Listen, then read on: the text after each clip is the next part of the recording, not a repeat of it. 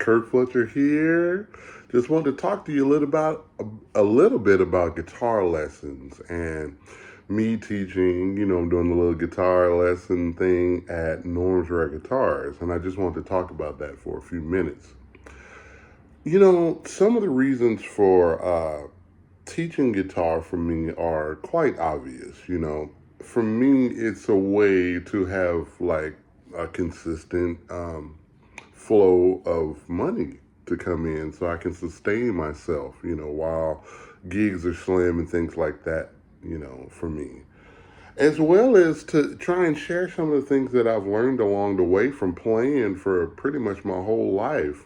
Blues guitar, that is. I've played other styles of music too, but primarily I'm a blues guitar player. And I think blues is more of a language of all different kinds of music. I kind of look at blues as just having soul. I don't really look at it as a particular genre. I kind of look at it as sort of this universal, beautiful thing, just blues, soul, from the earth, earthbound, all of these kind of things describe my particular style of blues. And to me, things that come up a lot of times in my guitar lessons is really things that I say, like learning the language and learning the form. We have these beautiful rules, and then we can kind of learn more and learn how to have a way of creating different things inside these rules. Like we have a 12 bar form, and when you really understand the 12 bar progression, well, we'll take the 12 because that's the most commonly used progression in the blues. Your soloing can sound a little bit more confident and assertive and different things when you really understand when that 4 chord is going to come or when the 5 is going to come. You can play a line that kind of outlines when those chords change, and it just makes everything sound cohesive. In a really classic, I don't want to say simple, but a really classic way of doing that is with B.B. King. He'll take a few notes and you'll know that it's the 1 chord, the 4/5, the 4 and 5 chord, or whatever like that, just by a few notes. And I really think that that's really important. Like take for instance, you play, 1 chord,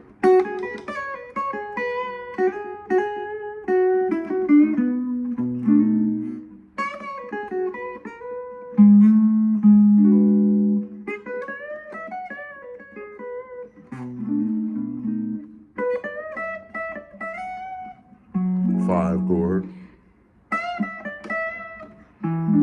4 chord, and then the 1.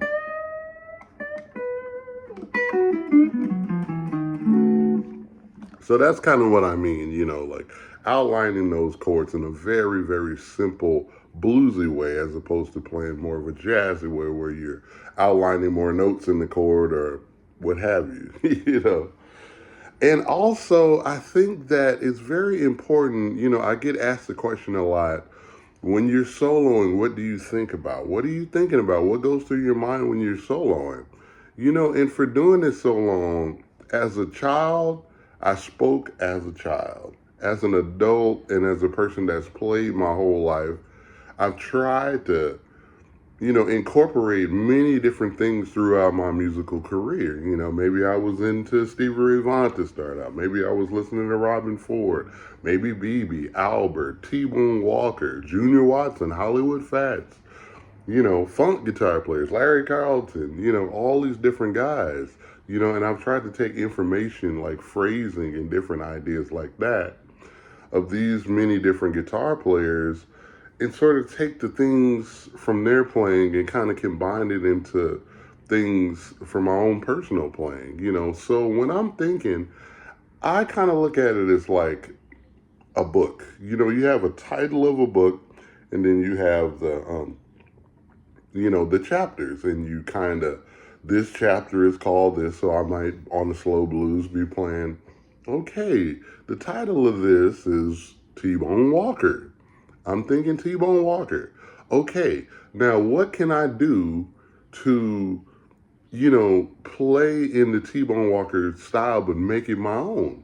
So I can kind of embellish upon it. But first, I have to kind of know what a lot of things that T-Bone Walker, his playing was made of, in order to be able to play and, expound on it or elaborate on it or whatever you might say. I need to know sort of the basis. And that's the thing for what I do. And most guitar players or musicians in general, they've listened to music, that inspired them, and they've learned how to either play it or absorb it in some type of way and make it their own. And that's sort of like one of the big things that it's really hard for me to not emphasize that and maybe just talk about like certain guitar licks or this is, this is this lick. This is this really neat lick I play. No, I'm thinking more of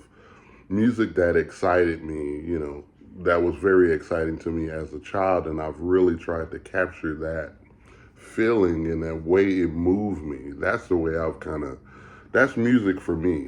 It's the ultimate goal to just tip my hat, to pay my respects to the people that came before me, the musicians that came before me, and to try and add my own 2 cents to that, to carry on the tradition of blues and all of this good music that I grew up listening to.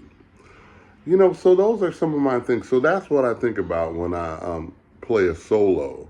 I think about, like take for instance, I might play a B.B. King, because B.B. King, he's a master of phrasing, timing, swing, all of those different things. So I might start off with, the title of my solo might be B.B. King, and then I'll just kind of add different things to embellish upon that. But I usually have a launching pad, with one of my favorite guitar players. Just as a little, it'll just put me in the mind, I'll just think about that, and that's just many years of listening to music.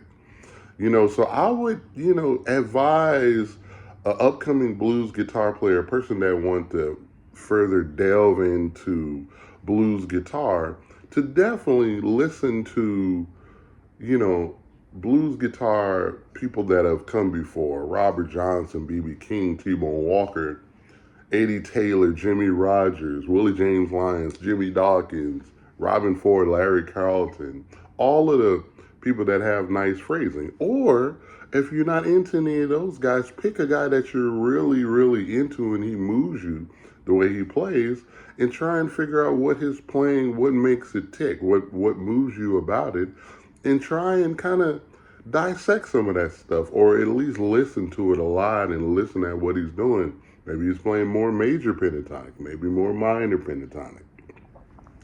But to me, this is the way I go. I see a lot of different other approaches to blues guitar, online, and some of my friends and everything like that. And that's fantastic. For me, I'm just not that kind of person. It's always an inspiration to listen to music, and then I get inspired to create my own, or play my own, or pick up my guitar because I heard, Howard Carroll or Hiram Bullock or, whoever I might listen to. Playing is always a kind of an inspiration. And I think in today's time with online, lessons and stuff, it's become less about maybe the music and more about, the licks and different little phrases I can teach you in 10 minutes or whatever like that. Now, that's cool. That's no problem. However you're inspired or whatever kind of person you need a goal or you need to learn this in a certain time or you need to work towards this, that's fine. But for me, the joy of music, the joy of learning like little phrases by people that have come before is just my everything. So I just love it, a lot. So I just want to share that little bit with you, and I am so happy and excited to share some of the things that I've picked up along the way. And I want to thank Norm's Rare Guitars and Jen, everybody for helping me, share these things with you. And I just want to keep on going and also put out albums and play and all of that kind of good stuff too. So definitely look out for me. I'm around, and I got a new record coming out where I'm doing mostly traditional blues coming out later towards the summer.